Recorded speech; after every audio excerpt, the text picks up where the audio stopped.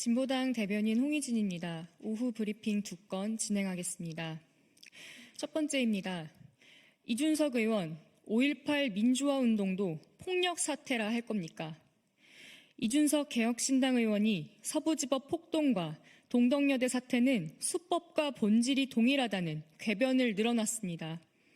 모든 폭력에 반대한다는 그럴듯한 포장지로 감싸서 반국민의힘 정서도 반패미 정서도 한 번에 잡아오겠다는 계산인 것 같습니다. 이준석 의원은 직접 국립 5.18 민주묘역을 찾아 민주화운동 역사 모두 헌법 전문에 기록되어야 한다며 눈물을 흘리지 않았습니까? 그런 이 의원에게 묻고 싶습니다. 이 의원의 논리라면 불의하고 비민주적 정권에 맞선 광주 시민들의 항쟁인 5.18 민주화 운동도 폭력 사태라는 말입니까? 모든 폭력은 나쁘다고 본인은 순진무결한 사람이라고 자처하고 싶다면 우리 사회의 민주주의를 만들어온 모든 역사부터 부정해야 할 것입니다. 동덕여대 상황도 마찬가지입니다.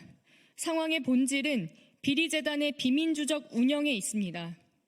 조원영 현 이사장이 교비 78억을 횡령해도 학내에서 사고로 학생이 사망해도 총장 내정자 교수가 학생에게 성폭력을 가해도 심지어 여성대학을 학생들과 아무런 논의 없이 남녀공학으로 전환하겠다는 결정을 내릴 때도 동덕여대 본부는 학생들을 무시해 왔습니다. 심지어는 학교 본부가 총학생회 선거에 개입하기까지 했습니다. 동덕여대 본부가 10여 년 동안 불통과 비민주적 운영을 일삼은 것에 동덕여대 학생들이 저항한 것이 동덕여대 상황의 본질인 것입니다.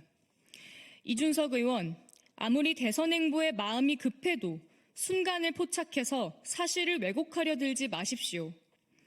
국회의 담을 넘는 것은 위법한 행위일 수 있습니다. 그러나 계엄이 선포된 상황에서 계엄령을 해제하기 위해 우리 사회의 민주주의를 지키기 위해 수많은 의원들이 담을 넘어서라도 국회로 향했습니다. 상황의 본질은 순간 포착이 아니라 무엇을 목적으로 행동했는지 맥락을 살필 때 알 수 있는 것입니다.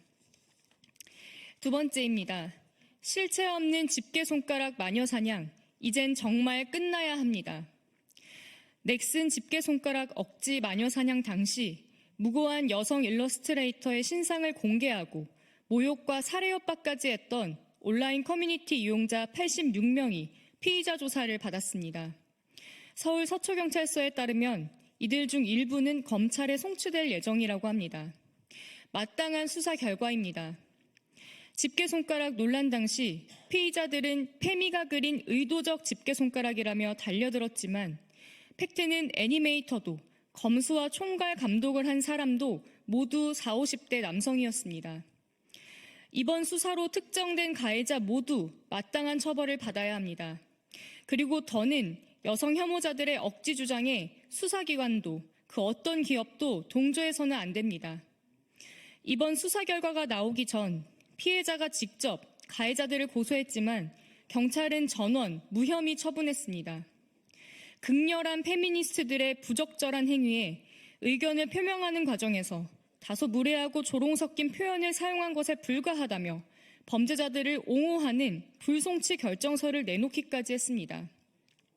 집게손가락 논란 당시 넥슨을 비롯한 수많은 기업과 기관들에서도 가해자들의 완장질에 동조하며 홍보물에 집게손가락 비슷한 모양만 있어도 사과하고 홍보물을 삭제하고 담당자에게 책임을 묻겠다는 입장을 내기도 했습니다.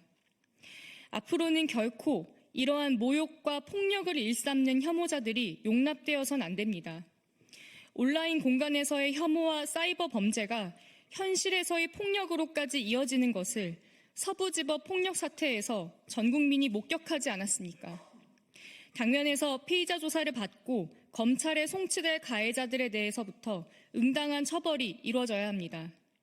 향후 온라인 공간에서의 혐오와 사이버 범죄가 더는 법망을 피해가지 않도록 피해자들이 더는 좌절하지 않도록 수사기관의 엄정한 대응과 수사인력 확보 등 제도적 개선도 함께 이루어져야 할 것입니다.